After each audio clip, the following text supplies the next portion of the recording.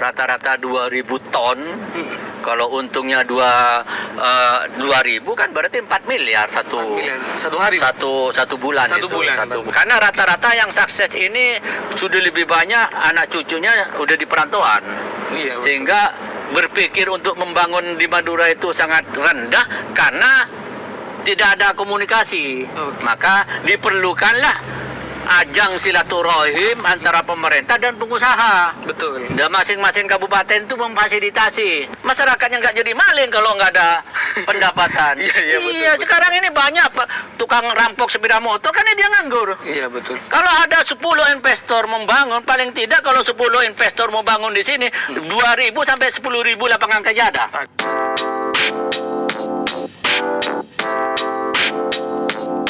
Tretan Radar Madura, tokoh yang ada di samping saya ini bukan tokoh biasa. Beliau tokoh yang sangat luar biasa, putra Madura yang saat sekarang menjadi bos besi tua di Jakarta, Barawi. Ada berapa pengusaha besar di Jakarta yang asli orang Madura, Pak? Iya. Ya, jika dilihat secara global, industri besi, Iya, Pak. hampir 80% itu pemasok bahan bakunya dari komunitas Madura. Komunitas Madura. 80%. Padahal industri Jabodetabek itu pabriknya puluhan. Hanya puluhan. Puluhan. Jadi banyak industri-industri yang termasuk di Surabaya itu 80% itu pemasok bahan bakunya itu Orang Madura. orang Madura. Artinya kalau produksi besi termasuk ke Krakatau Steel itu misalnya 100% atau berapa triliun per bulan, Iya. ya 80% itu bahan bakunya dari orang Madura. Siap, Pak. Itu yang perlu kita tahu. Yang kedua, dari mana sumbernya kan itu, Pak? Iya, betul. Di samping yang populer kan kalau sudah kapal perang nggak produksi, Iya, betul. sudah kalau kemarin yang sedang tren kapal pesiar itu kan Iya. mau disebut, ya itu pasti jatuhnya ke komunitas kita. Dijagal nanti. Dijagal. Jadi kalau ada kapal-kapal yang tidak produktif 20 tahun ke atas, yang ini ya pasti orang kita, orang Ya, Madura. dibeli oleh Orang pengusaha Madura. Dia nggak peduli triliunan kapal pesiar itu kan, Oke, dia sudah dikul. Lalu kapal-kapal yang tidak layak jalan itu udah pasti oleh pemerintah ya harus dibitukan. Itu salah satu sumber bahan baku peleburan besi tua yang membangun di Republik ini kan. Iya, siapa? Yang kedua dari sumber industri seperti grup komponen mobil. Komponen mobil itu kan menghasilkan besi juga kan gitu. Iya. Kalau komponen mobil itu di Indonesia ini bahan bakunya 100% atau ribuan ton atau jutaan ton, ya hampir 20% itu pasti menjadi besi tua dari potongan-potongan itu juga masuk bahan baku yang masuk ke area komunitas Madura, Pak. Bah, ini informasinya para pengusaha-pengusaha yang kelas kakap di Jakarta ini, utamanya bos-bos besi tua ini, secara pendidikan sebenarnya tidak terlalu tinggi-tinggi amat, Bah. Tapi sampai bisa menjangkau core bisnis yang luar biasa itu, apa betul informasi itu, Bah? Ya, kalau dibilang betul ya salah satu contoh saya aja yang background latar belakangnya kalau SD tamat. Kalau teman-teman yang lain mungkin nggak tamat kan gitu.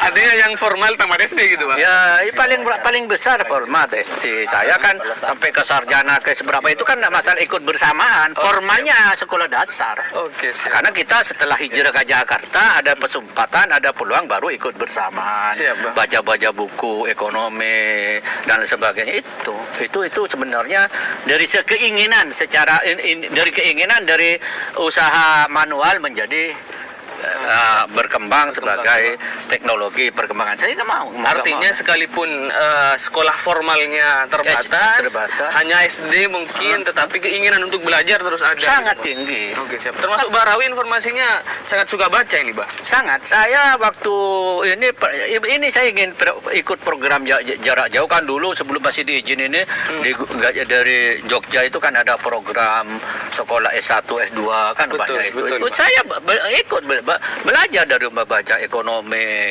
baca koperasi. Itu saya menekuni itu gitu. Sehingga kalau saya nanti bicara masalah ekonomi global, Iya. orang baru bicara teori, saya udah praktek. Jadi Iya, orang-orang betul, itu pengamat-pengamat itu dia baru bicara, yang dia bicarakan sudah saya Sudah saya kerjakan, siap, Bang. Contoh, Betul, Bang. ini ada anekdot ya orang Madura namanya almarhum Ibu Maya. Mm. Dia menangani proyek-proyek nasional. Ketika insinyur-insinyur itu mau ambil kalkulator, langsung ditanya mau kemana, nak? Saya mau ambil kalkulator, mau hitung ibu, karena ibu jual besi ukuran segi panjang luar ini. Aduh, sampean ini di sekolahin bukan untuk dipercepat, malah memperlambat. Sini, nggak usah ambil kalkulator. Sampai ambil berapa batang katanya? 100 batang bu. Panjangnya berapa? 5 meter. 5 per meternya itu nak kali 5 kilo, 50 kilo berarti 250. 250 kali 100 batang ya cuma 25 ton nah, gitu. Kali 5.000. Nah ya sudah tinggal sampai sini duitnya sudah nggak keliru itu. Kalau nyambang nanti sampai ketabrak nah. Ya, siap. Jangan dengan gaya-gaya seperti itu karena memang sudah di luar kepala. Misalnya kapal. Kapal ini Pertamina berapa DWT-nya 30 ton. Jangan 30 ton orang Madura itu naksir itu paling itu cuma 20% atau 30%, berarti kalau 10 ton ini 3 ton. 3 ton kali 2.000. Kok murah banget ya, ongkos potongnya 1.000 kan gitu. Siap. Jadi 3.000 kan gitu kira. Jual 5.000 kan untung 2.000. Untung 2.000 Itu baru besi tuanya, belum lagi ada komponen tembaganya, belum lagi ada aluminiumnya, belum ada stainless. Dan di situ yang memang susah ditandingi oleh teman-teman yang lain. Yang lain ya, Mbak. Bos-bos besi tua ini rata-rata sukses lah, Mbak. Sukses dalam artian kaya-kaya gitu. Ya, terus? Mbak, penghasilannya berapa sih, Mbak, per bulan, Mbak? Ya, saya tidak bisa menyebut angka, tapi rata-rata kan kalau misalnya 1 bulan itu kebutuhan peleburan besi tua ini 1.000 ton, misalnya ya 1.000 ton kalau 80% kan berarti 80 ton. Misalnya 100 ton ya tinggal kali aja. Rata-rata kan kalau untungnya 1.000, kalau 10.000 ton kali 1.000 ya berarti 10 miliar kan 10 gitu. miliar Iya. sekali garap itu, Pak. Ya rata-rata ya kalau besi itu kan nggak terlalu ruwet hitungannya. Misalnya kapal ini paling 3 bulan dipotong misalnya gitu. Tapi kalau yang ek komponen itu kan tiap hari ngangkut. Iya, betul. Artinya kalau di rata-rata sebulan bisa penghasilan sampai 20 miliar, Pak? Ya kalau kalau sekarang pandemik yang mendekati itu, tapi bisa lebih kadang. Bisa lebih 20 miliar? Iya, karena kondisi ekonomi kan nggak stabil Iya, sekarang betul. kan. Pada saat stabil itu kalau satu orang itu bisa memproduksi rata-rata 2.000 ton, kalau untungnya 2.000 kan berarti 4 miliar satu hari, satu bulan Satu itu, bulan, satu 4 bulan. miliar. Kalau ada 10 pengusaha kan gitu ya. Tapi memang kita ini rata-rata kan kita taat pajak. Kita sekarang ini kalau beli, kalau harganya 3.000 langsung kita bayar pajak ke perusahaan itu 3.300 gitu. Jadi kita sudah masuk pajak itu sudah dimasukkan masuk harga di pembelian gitu loh. Jadi orang kita ini alhamdulillah setelah ada amnesti dari pemerintah banyak yang patuh pajak. Siap. Kalau soal penghasilan insya Allah, cuman karena memang kelompok pengusaha Madura itu kan lebih manual ya, tidak dikelola secara profesional. Kalau dia bersatu gabung menjadi Bank Madura Syariah, Betul.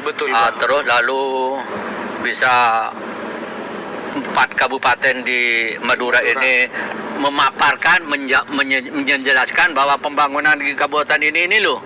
Iya, Daripada betul, Anda uangnya ini cobalah bantu untuk menciptakan lapangan kerja di Madura ini ya? begini-begini. Iya. Itu kan tinggal bagaimana trust, kepercayaan pengusaha terhadap pemerintahnya itu. Iya, betul. Nah, ini, Mbak, banyak warga Madura yang ada di Jakarta atau daerah lain ini sudah berpenghasilan tinggi lah, Pak. Penghasilannya miliaran. Tetapi kemudian mereka tidak kembali ke Madura untuk membangun Madura.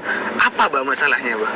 Itu yang pertama, hubungan emosional itu ada jarak lah antara pemerintah dengan pengusaha itu.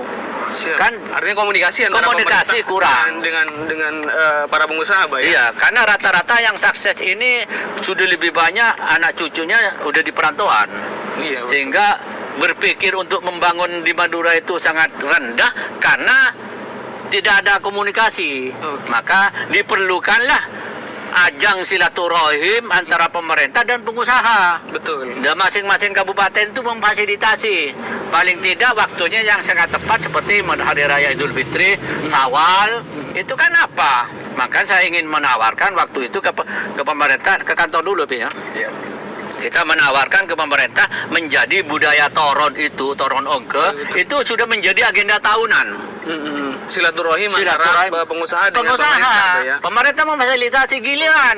Tahun ini Bangkalan, Siap. tahun depan Sampang, dan seterusnya.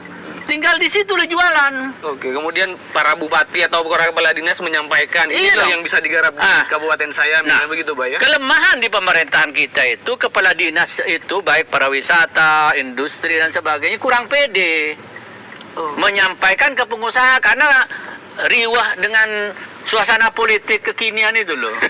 Itu kan. Jadi sehingga dia mau ngomong begini, tak salah lagi, ntar gua diganti kan gitu. Ini bahaya. Bahaya betul. Sehingga sentralistik itu sangat menonjol, padahal masing-masing bupati itu kan tidak sesuai dengan karakter dan kemampuannya masing-masing. Betul. Kan gitu. Nah itu tanggung jawab kepala dinas Bapeda gitu loh. Ajak, jadi selalu mau mengumpulkan ini minta petunjuk terus ke bupati, ini kan bagaimana gitu loh. Betul, betul. Jadi adanya bupati, adanya wakil bupati ini, bupati itu cukup eksekusi.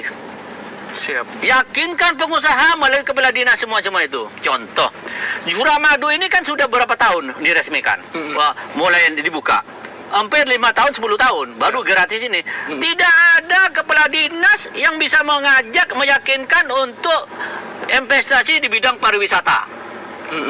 Padahal itu pariwisata Suramadu itu menjanjikan di bidang ekonomi. Betul, Bang. Contoh kalau misalnya budaya toron dikemas demikian cantiknya, ada agenda tahunan 1 minggu.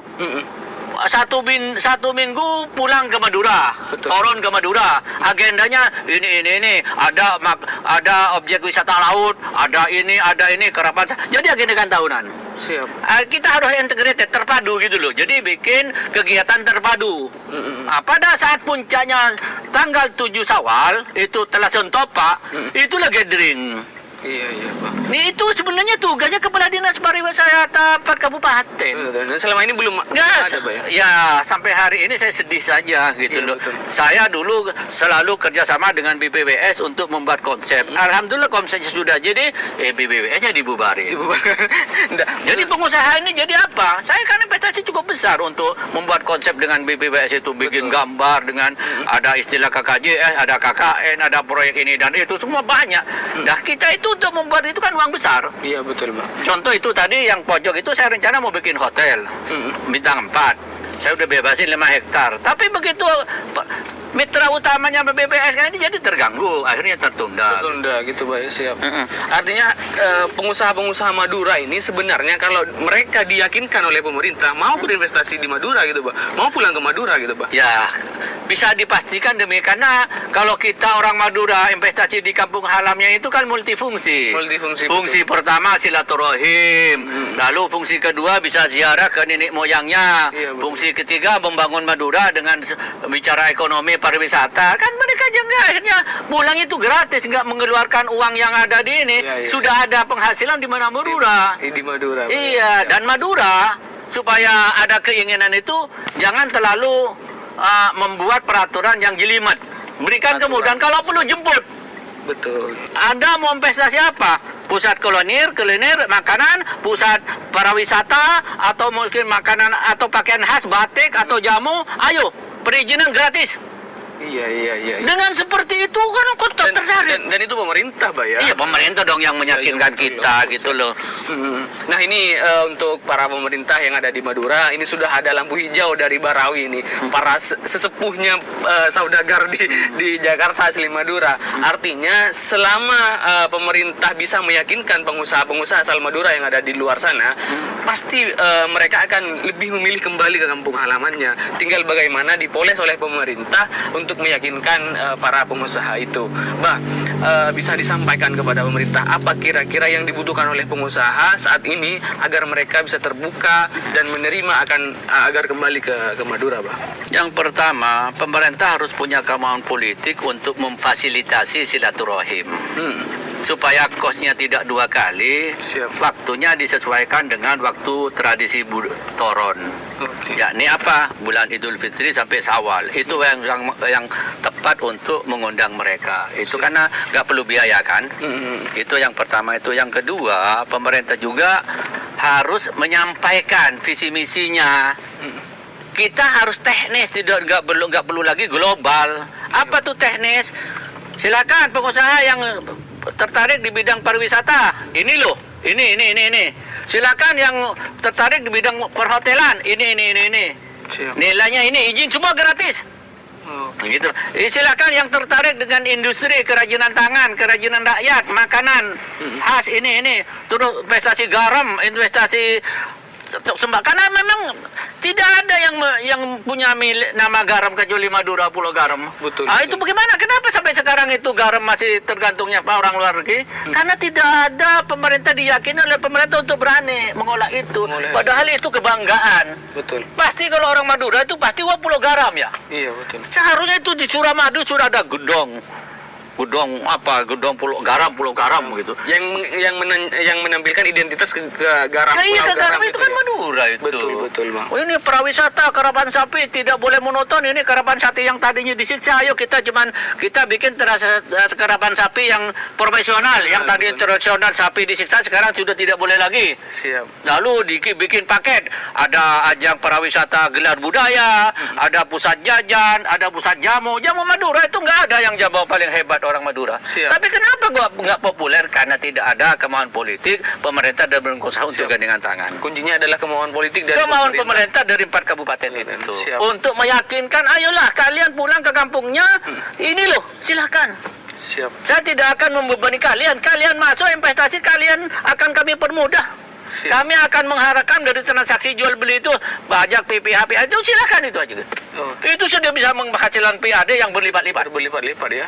Nah, kadang pengecer itu di Bangkalan ini kalau nggak meningkat sampai ribuan persen PAD-nya dari mana kalau? Artinya sebenarnya tidak perlu mencari investor-investor dari luar, Pak ya. Orang asli Madura saja kalau mau kembali ke Madura sudah luar biasa gitu. Apalagi musim pandemik, justru mereka nggak bisa bergerak di perantauan, kasih di sini. Iya, siap. Itu loh. Ini untuk pemerintah di seluruh kabupaten. Iya, kasih di sini Madura daripada mereka itu tidur di perantauan, usaha nggak bisa bergerak. Ayo fasilitasi, karena masa pembangunan infrastruktur itu 3 tahun. Masa pandemik sampai berapa tahun? Ya coba kita bangun dulu, tapi jangan ada bebanan ini dan itu gratis semua. Siap. Misalnya, Haji Rawi bangun hotel, saya kasih gratis semua bangun itu. Pokoknya selama tidak ada tamu gratis semua. Begitu ada tamu transaksi, pajak tamu kan udah ada 10% Iya, tag-nya. betul. BPN bayar. BPN-nya itu. Jadi selama pembangunan gratis, selama nggak ada tamu, kami tidak akan memungut pajak. Pajak misalkan. Misalnya gitu. Iya. Tapi dengan adanya hotel, ada orang yang nyewa, ada kan sudah ada transaksi. Transaksi betul. Dan akan dampaknya ke pemerintah juga. Ke pemerintah, ke masyarakat. Lalu bagaimana masyarakatnya nggak jadi maling kalau nggak ada pendapatan? Iya, betul. Sekarang ini banyak tukang rampok sepeda motor, kan dia nganggur. Iya, betul. Kalau ada 10 investor membangun, paling tidak kalau 10 investor mau bangun di sini, 2.000 sampai 10.000 lapangan kerja ada. Ada. Dan itu tidak perlu investor dari luar. Tidak boleh. Madura. Ya kita tidak boleh begitu. Siapapun investor yang penting mau membangun di Madura. Betul. Enggak, dalam artian sebenarnya kalau hanya ingin membangun itu, masyarakat Madura yang ada di luar, yang pengusaha-pengusaha asal Madura itu bisa gitu, Bang? Bisa, kenapa tidak? Misalnya datang ke Jakarta, saya nggak usah banyak-banyak minta 10 pengusaha Madura yang ada di Jakarta, ayo dong pulang. Iya. Betul. Yakinkan, tapi kalau mereka biasanya dapat untung besar di pedagang di dagang besi tua, di ini kontraktor, ayo dong di sana walaupun nggak seberapa, tapi kita punya kebanggaan. Oke, siap. Yang dikenal sejarah itu begitu meninggal kan bukan berapa kekayaan, tapi tuh gedongnya Haji Rawi yang Iya, bangun, kita udah mati. Itu masjidnya ini kan, itu harus pakai. Makanya konsep saya membangun hotel itu ada masjidnya mega, apa ada konsepnya itu. Nanti kamu lihat sama anak saya. Oke, Asal ada kemauan politik dari pemerintah, para pengusaha akan kembali ke daerahnya. pasti. Kenapa saya mengatakan pasti? Tidak ada kamu seorang Madura itu meninggal di perantauan, dikubur di perantauan, pasti dipulang dikubur di Madura. Siap. Itu kata kunci. Iya, Bang. Yang kedua, tidak ada orang Madura itu kalau lebaran nggak ada bergerak hati nggak pulang. pasti pulang. pulang. Oke. Nah, kenapa? Aset yang dua itu tidak dikemas supaya menghasilkan ekonomi, Iya, betul. supaya menghasilkan investor dari putra daerah itu sendiri. Kenapa? Kalau dia meninggal sudah pesan kok, saya udah bilang kalau saya meninggal di luar Mekah, kubur di tempat kelahiran Abah. Tapi kalau Abah meninggal di Mekah, kubur di sana. Oke. Artinya itu sudah modal utama pemerintah gandeng dari Trikmat itu. Siap. Lalu kita pulang kampung. Hmm. Kalau sudah Idul Fitri kan pasti pulang. Orang pandemi aja kemarin saya sudah ditegur terus sama pemerintah. Pak Jirawi, Ikama, tolong bantu jangan pulang kampung. Karena ini jangan bawa ini. Siap. Kenapa? Walaupun dilarang masih nyolong-nyolong pulang. Iya, betul, Bah.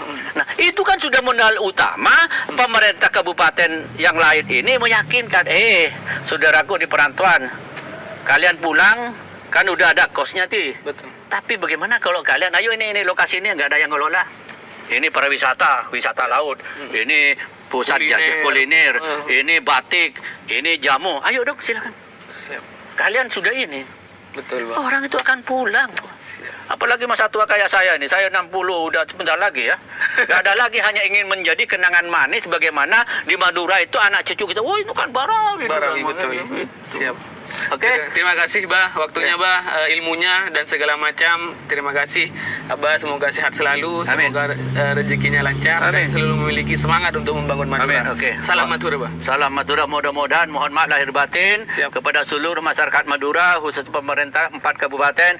Yuk kita sama-sama membangun Madura dengan kemampuan masing-masing. Punya uang, kita dengan uangnya, punya teknologi dengan teknologi, punya kebijakan dengan kebijakan, tentu saja mempermudah, jangan ada beban pengusaha tidak mau investasi di Madura karena alasan muter-muter sulit. Nah, itu jangan. Siap. Terima kasih. Assalamualaikum warahmatullahi wabarakatuh. Waalaikumsalam.